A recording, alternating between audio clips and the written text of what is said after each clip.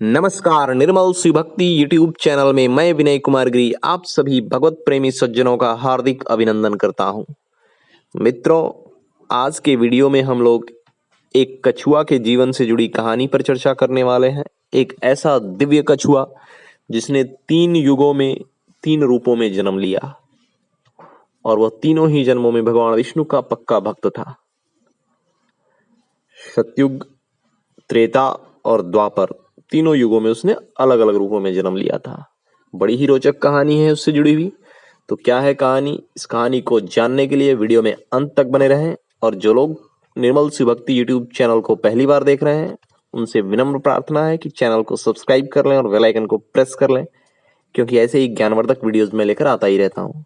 धन्यवाद मित्रों। आइए देर न करते हुए वीडियो को शुरू करते हैं। सतयुग में एक कछुआ ने श्री हरि के चरणों की महिमा सुनी तो प्रभु चरणों में जाना चाहा। किसी भक्त ने उसे अनंत क्षीर सागर में जाने को कहा। कछुआ अपनी धीमी चाल में चलता हुआ लंबे समय बाद सागर तट पर पहुंच गया। फिर सागर में तैरता हुआ अपनी धीमी रफ्तार में प्रभु चरणों को छूने की लालसा लिए लंबे समय तक चलता रहा। प्रभु कृपा से वह क्षीर सागर में भी पहुंच ही गया। आखिर में वह क्षीर सागर पे उस स्थान तक भी पहुंच गया जहां प्रभु शेष शैया पर थे। माता लक्ष्मी प्रभु के चरण दबा रही थी। कछुआ ने प्रभु के चरणों को छूना चाहा, पर शेष जी और लक्ष्मी जी ने उसे ऐसा नहीं करने दिया। बेचारा तुच्छ प्राणी, उसकी सारी तपस्या अधूरी रह गई। प्रभु यह सब देखकर सिर्फ मुस्कुराते रहे। यह सब देख नारद जी सोचने लगे, प्रभु ने अपने नन्हे भक्त के साथ ऐसा क्यों होने दिया। फिर समय गुजरता रहा। त्रेता युग में वह कछुआ एक केवट के रूप में जन्म लिया। गंगा पार करने में श्री राम, सीता मैया और लक्ष्मण जी को वनवास के दौरान उसी केवट से मदद लेनी पड़ी। उसने कहा, चरण धोकर ही नाव पर चढ़ाऊंगा। उसने प्रभु के चरण को पखारा। शेष जी अर्थात लक्ष्मण और लक्ष्मी जी अर्थात सीता मैया के सामने, और वे देखते रहे। फिर समय गुजरा, द्वापर युग आया।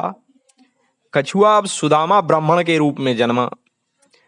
प्रभु कान्हा बने, लक्ष्मी मैया रुक्मिणी बनी और शेष जी बलदाऊ बने। फिर वह कछुआ अर्थात सुदामा प्रभु से मिलने उनके द्वार पर आया। धूल धूसरित पैर, कांटे लगे, बहता खून, कीचड़ सने। प्रभु ने अपने हाथों से सुदामा के पैर धोए। माता रुक्मिणी जलपात्र ले आई और बलदाऊ खड़े प्रभु की लीला देखते रहे। अब नारद जी को समझ आया कि प्रभु अपने भक्तों का जन्म जन्म तक ध्यान रखते हैं।